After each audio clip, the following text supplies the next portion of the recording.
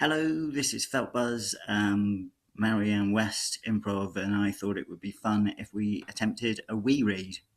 This is coming from a we write that we wrote, and I'm going to read my part.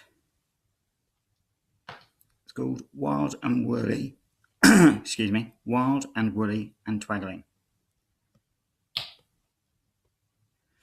Wild and woolly.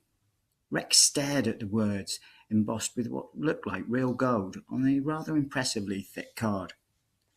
Not for the first time, he wondered what the fuck that meant. He turned over the card in his hand, as if by magic the answer would appear. But no.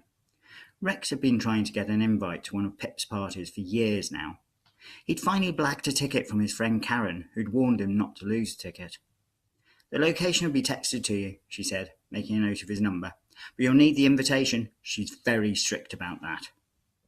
He sighed and wondered again what the theme actually was. Although Pip's parties were renowned throughout the city as the parties to go to, everyone was tight-lipped about what to expect. It was all very hush-hush. Was it a fancy dress party? Should he go as a mountain goat? Did goats even have wool? A mountain sheep, then? But if he made a mistake, he'd be the laughingstock of the whole city. He sighed and put the card into his pocket, carefully as not to put any bends or creases in it. One never knows what the expectations of these kinds of people are, he kept thinking and rubbing his head. Wild. He scratched his head now as he was mumbling to himself. Or maybe to the little squirrels that seemed very interested in this strange man speaking to himself. I know how to do that. My friends have always been calling me the wild one. Nothing ever scared me. By now his voice had grown louder, and people were walking just a little bit faster while passing him. If they said to jump into a frozen lake, I jumped. His fist pounding on an imaginary table emphasized every point. Okay, I drew the line when they told me to jump from the skyscraper without a bungee or a parasail wing. I'm wild, but I'm not stupid. He scared himself a little when he realized that they had screamed the last words. Back to the woolly thing. He knew that he had heard that before, if only he could remember. Maybe calling Karen would help. Does she know? He spoke directly to the squirrel now that still was sitting there watching him. Would she laugh in my face and call me stupid again? I didn't like that at last time she did that when I asked her a question. Whatever happened to that there are no stupid questions? That I would like to know.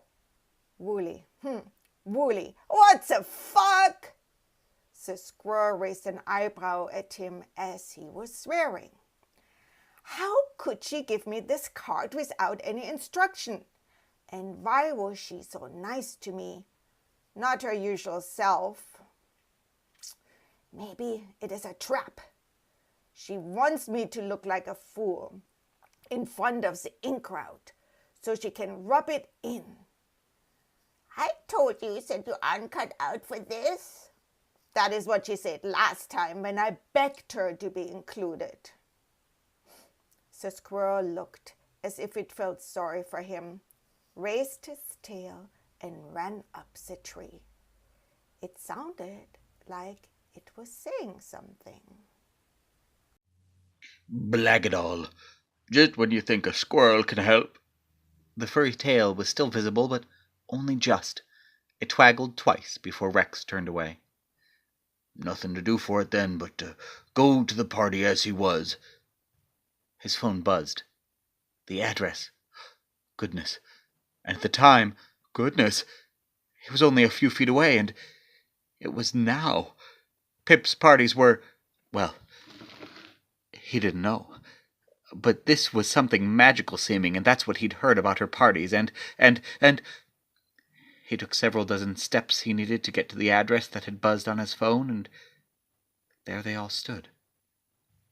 Dressed like him.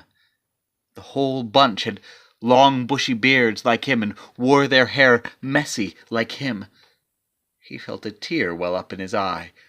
He was prepared to feel all his feelings, but then, amongst them, he also saw a dozen squirrels. One of them twaggled its tail twice. At that twaggling, the assorted popular folks turned and smiled. He felt like he was on the outside, looking in at himself, and he couldn't shake that. "Rex," said Pip, "I'm afraid this is as awful as it looks." She gestured to the assembled popular folks. "But I'm also afraid," and she gestured to the squirrel twaggling its tail, "that this is what happens when you let a squirrel take your invitation." That squirrel, the one he thought was his friend. Rex reached into his pants pocket, where he was sure the invitation was safe. No, it was gone. In its place, a peanut.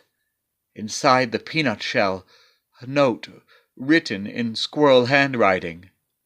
"Your foul mouth is too foul, Rex. Signed, the Squirrel." The squirrel twaggled its tail.